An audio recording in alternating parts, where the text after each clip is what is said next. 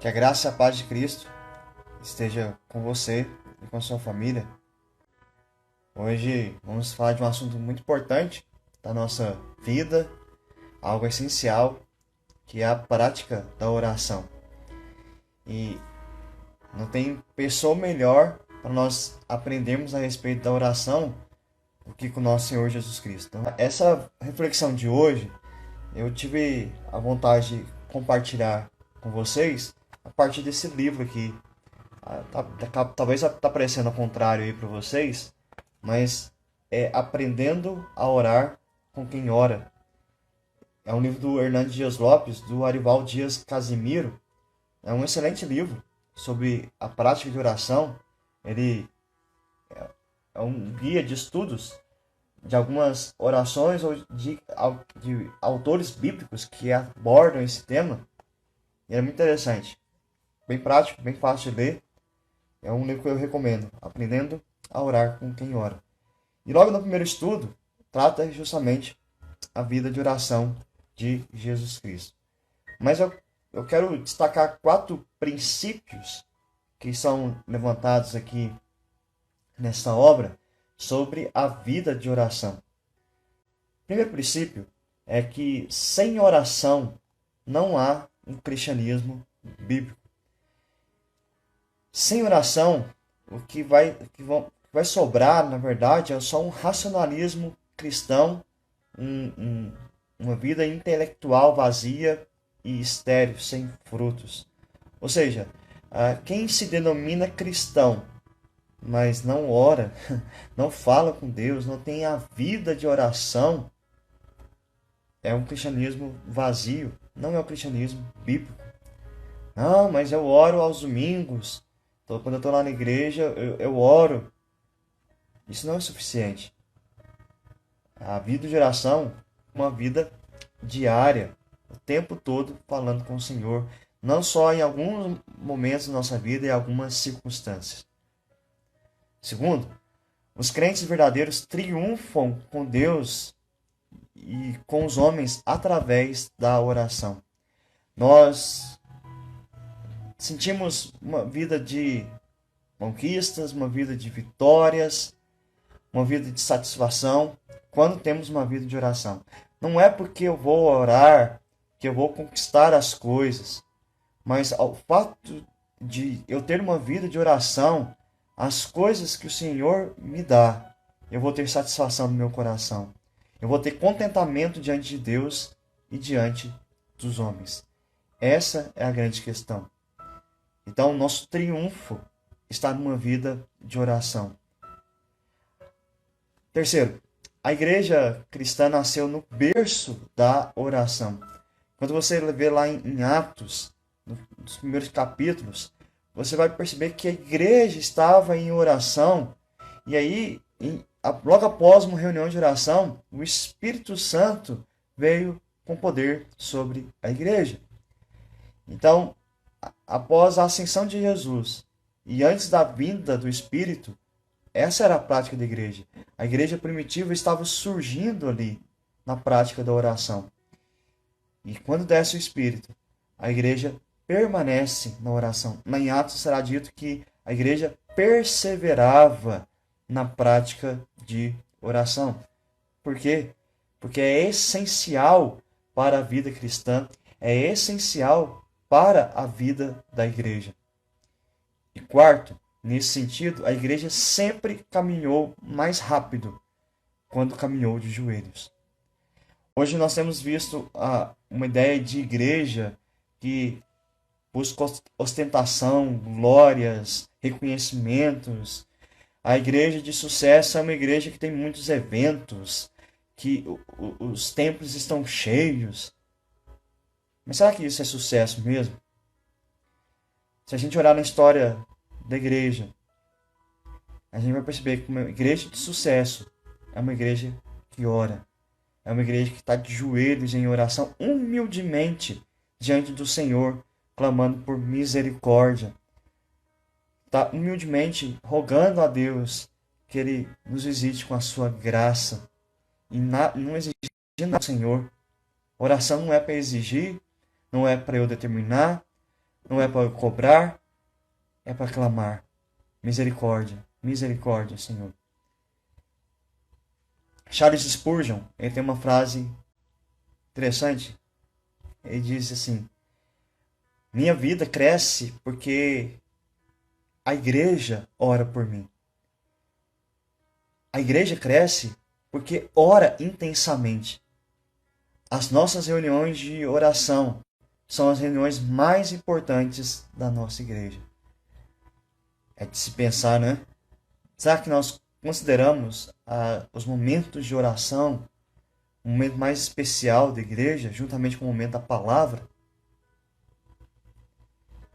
Às vezes na prática a gente não percebe isso. Como que eu tenho valorizado esse momento? Por isso que nós precisamos aprender a orar. Precisamos aprender com o mestres dos mestres, que é o nosso Jesus. Porque Jesus não só falou de oração aos seus discípulos, às multidões. Ele não fala de oração somente a nós. Porque Jesus orou. Ele viveu a prática da oração. E toda a autoridade que Jesus tinha para falar da oração era justamente porque ele orava.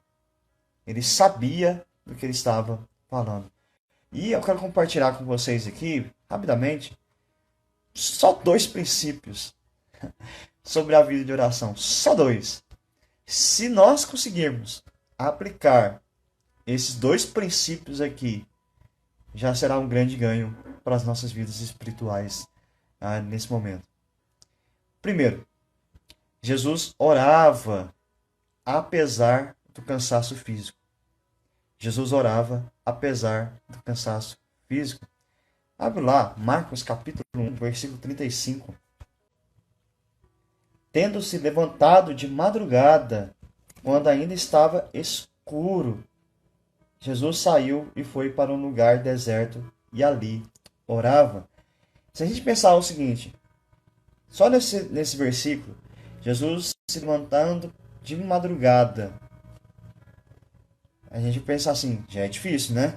Acordar cedo, fora da nossa rotina, para orarmos, para termos tempo com o Senhor. Já é um grande desafio. Poucos conseguem fazer isso. Mas aí você pode até dizer, não, mas Jesus fez isso porque ele foi dormir cedo. Ele descansou no dia anterior e levantou animado para orar.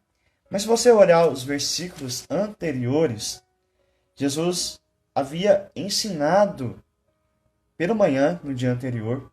Depois, na hora do almoço, ele curou a sogra de Pedro. À tarde, ele passou a tarde inteirinha curando enfermos e endemoniados. Você acha que ele foi dormir tranquilo? Ele foi dormir cansado. Mas só que ele pensou assim, não, eu trabalhei muito hoje. Amanhã eu mereço dormir até mais tarde. Ele não pensava jamais assim. Porque ele havia trabalhado muito. Aí que ele tinha que acordar cedo para ter o relacionamento com o Pai, para ter o tempo de oração com o Senhor. E antes e depois do trabalho, então, Jesus orava. O cansaço nunca foi desculpa para Jesus. Ele entendia que a intimidade com o Pai precedia o trabalho, precedia o cansaço, o descanso no caso. O descanso de fato da sua alma, do seu físico, estava na prática da oração. E o renovo para um novo dia de trabalho também estava na prática da oração. E aí, esse é o ponto. A oração, ela nos renova e ela nos fortalece. Lucas capítulo 22, de 40 a 44. Chegando ao lugar escolhido, Jesus lhes disse, orem para que vocês não caiam em tentação. Ele, por sua vez, se afastou um pouco e de joelhos orava, dizendo, Pai, se queres, afaste de mim esse cálice. Contudo, não se faça a minha vontade, sim a tua. Então lhe apareceu um anjo do céu que o confortava, e estando em agonia, orava mais intensamente. E aconteceu que o suor dele se tornou como gotas de sangue caindo sobre a terra.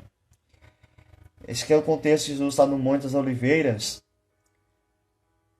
momentos antes de ser preso, horas antes de ser crucificado e morto, de sofrer toda aquelas dores em nosso favor.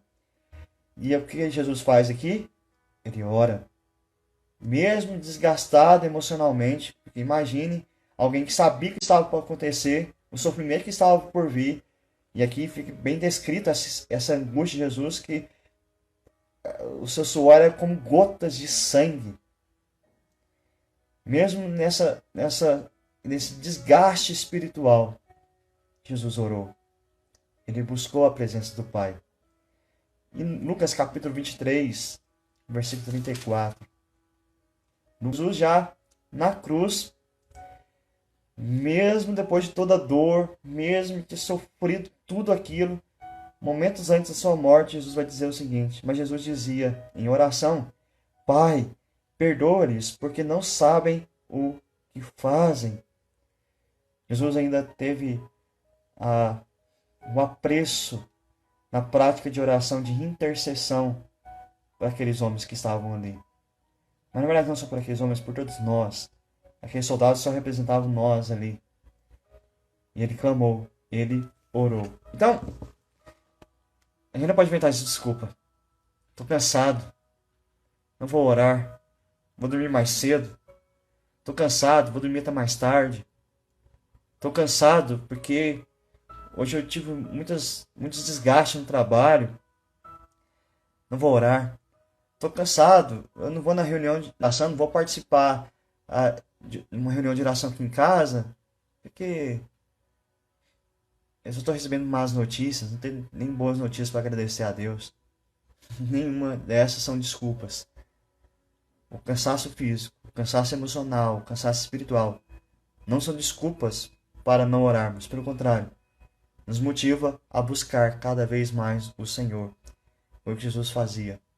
Ele buscava o Pai em oração. A segunda lição que nós podemos aprender a respeito da oração de Jesus, como disse, só duas para a gente firmar bem, é que Jesus orava por causa de Deus e não dos homens. Jesus orava por causa de Deus e não dos homens. Marcos capítulo 6, versículos 45 e 46. Logo a seguir, Jesus fez com que os seus discípulos entrassem no barco e fossem diante dele para o outro lado, para Betsaida, enquanto ele despedia a multidão. E tendo-os despedido, ele subiu ao monte para orar. Jesus se preocupava mais com a intimidade com o Pai do que com a popularidade. Ele estava rodeado de pessoas. Pessoas queriam estar com ele. Pessoas queriam aprender dele. Pessoas queriam ver o poder dele. Mas o que Jesus faz? Se afasta da multidão, deixa os discípulos irem à frente, porque o mais importante para Jesus não é estar com o povo, é estar com o Pai. Às vezes nós valorizamos muito mais eventos na igreja, por exemplo, de comunhão, de confraternização, de festas. A gente vai, porque a gente gosta de estar com o povo. Mas às vezes, momento de oração, que a gente vai dobrar os joelhos, a gente já não tem muito interesse. Mas Jesus nos ensina ao contrário. Nós temos que ter um grande desejo de ter intimidade com Deus em oração.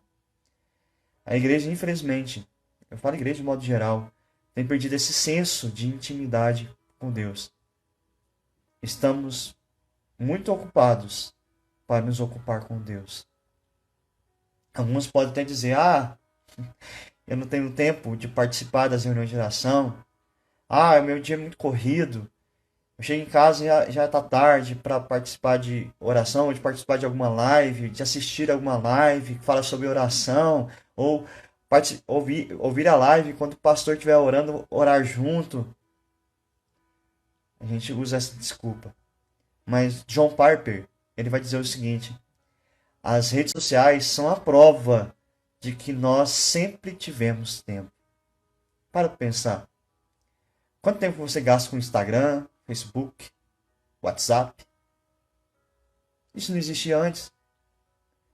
Por que a gente tem tempo para mexer com essas coisas agora? E antes a gente poderia até usar a desculpa que nós não tínhamos tempo para orar. Jesus também não tinha tempo. Nós vimos aqui que Jesus não era um desocupado. Jesus não era aquele que ficava à toa, vagando com os discípulos. Às vezes Jesus não tinha tempo nem para comer, mas ele tinha tempo para oração. É mais fácil nós encontrarmos tempo, como eu disse, para encontros sociais do que para uma vida de oração. Jesus, ele orava porque ele tinha sede, fome de comunhão com o Pai. Às vezes nós temos mais sede de uma festa que vai ter refrigerante e mais fome dos salgadinhos que vão servir nessas festas. Oração, então, é ter comunhão, relacionamento e intimidade com Deus. Então, se quisermos aprender a orar com Jesus, precisamos compreender quão grande, quão digno de glória e honra é aquele a quem nós dirigimos em oração. Muitas vezes nós não oramos porque nos esquecemos quem é Deus, como Ele é poderoso, como Ele é glorioso, quão grande é a salvação que Ele nos deu.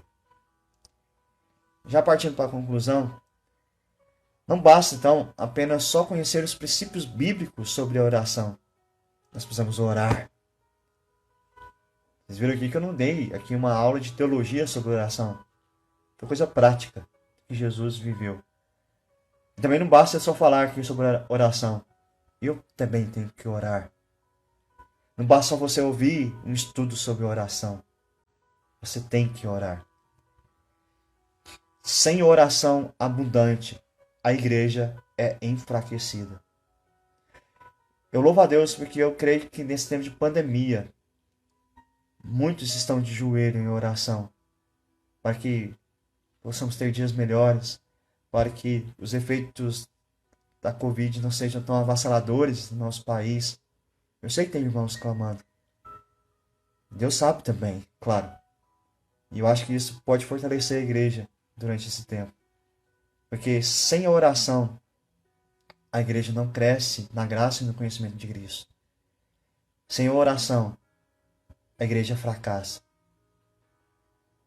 John Piper, só para encerrar, mais uma frase dele, ele diz o seguinte: um dia sem oração é um dia desperdiçado. Um dia sem oração é um dia desperdiçado. É um dia que você joga fora. Você pode ter sido mais produtivo naquele dia, feito muita coisa no seu trabalho, muita coisa na sua casa. Você chega assim, opa, fiz muita coisa hoje. Mas se você não orou, não teve o tempo com o Senhor, não teve o tempo com a palavra, esse dia não valeu nada. Você pode riscar que não valeu de nada.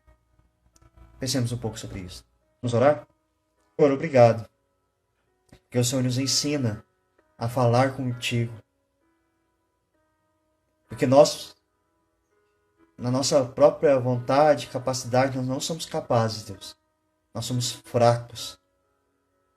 Nós facilmente trocamos o tempo com o Senhor por outros prazeres da vida. Às vezes deixamos ou inventamos a desculpa do cansaço físico, emocional, nos afastar do Senhor. Mas isso não pode acontecer. Pelo contrário, quando estamos na Tua presença, nós temos refrigério para a nossa alma. Nos ensine, Deus, a passar por esse tempo difícil da história da humanidade. Tempo difícil na história da igreja. Mas que possamos passar de joelhos, para que lá na frente estejamos em pé diante do Senhor. E assim podemos nos curvar novamente em gratidão pelo seu cuidado sobre nossas vidas. Cuide do teu povo, Deus. Cuide de cada família. Em nome de Cristo Jesus. Amém. Até mais. Fiquem na paz.